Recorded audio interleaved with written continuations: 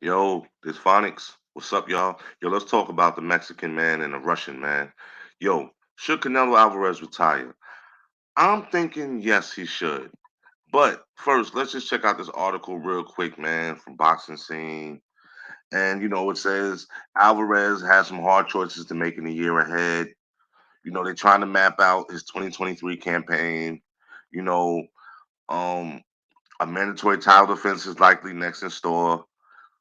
You know what I'm saying, for Alvarez, who's considering a potential rematch with WB light heavyweight titleist Dimitri Bivol. I think that's a bad move, man. Dimitri Bivol punished him, man, for that whole fight. Even though it was a decision, he punished him for the whole fight. Canelo looked out of it. He did not look good at all. And frankly, he didn't look good since he fought Caleb Plant.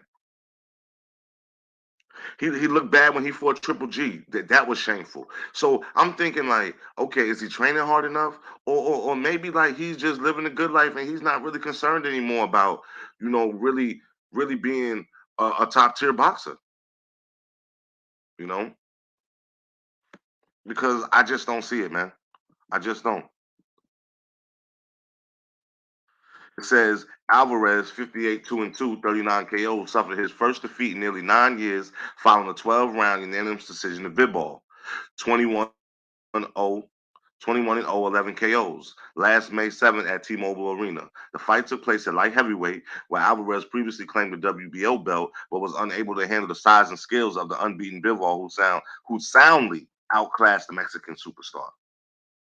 The setback snapped a 16-fight unbeaten streak for Alvarez, who returned to super middleweight and the win column in his next fight.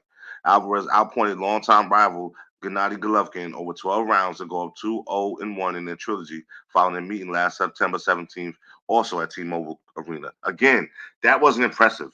And Triple G, he's done too. I was not impressed. You know what I'm saying? And Bivol was the 2022 men's fight of the year. You know, I watched that fight November 5th when he beat Gilberto Ramirez. That was he handled him too. You know, Bivol is a problem, man. He's a problem. And they're saying the discussion really is, does that take place at 175 or 168? His promoter Hearn said Canelo doesn't really want to lose his belts at 168. A lot will depend on the rulings from the government bodies. If I know Canelo Alvarez, he'll want that fight at 175. But Dimitri Bivol is about belts. He's about legacy. He's made it clear to us that he can make 168 pounds. I don't think it matters, man. I don't think it matters.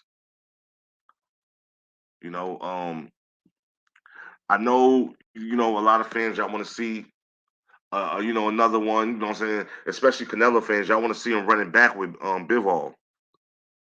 I don't think he should though. I think he's gonna lose again, and I think if he loses again for a fighter of Alvarez's caliber, it's pretty much over. Again, like I said, I don't see the hunger out of Alvarez. His last two fights. That fight with Triple G was horrible. It was hard to watch.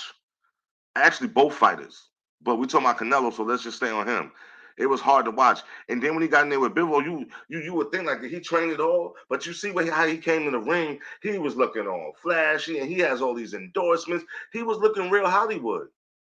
He was looking like Rocky the first time he fought Clubber Lang.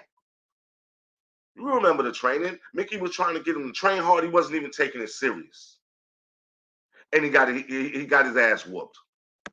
Then what he had to do, he had to get back with Apollo. He had to get back to the basics, to the grit, the grind, and then we saw the real, you know what I'm saying, the Rocky that we're accustomed to seeing. So Canelo, if you are serious about taking this fight with Bivol, whether it's 168, 175, I'm going to need you to focus. I'm going to need you to get back to the heart of what made you a champion. If you can't do that, leave that man alone because he's gonna hurt you, man. He's gonna hurt you. It's fine, man. I'm out, y'all.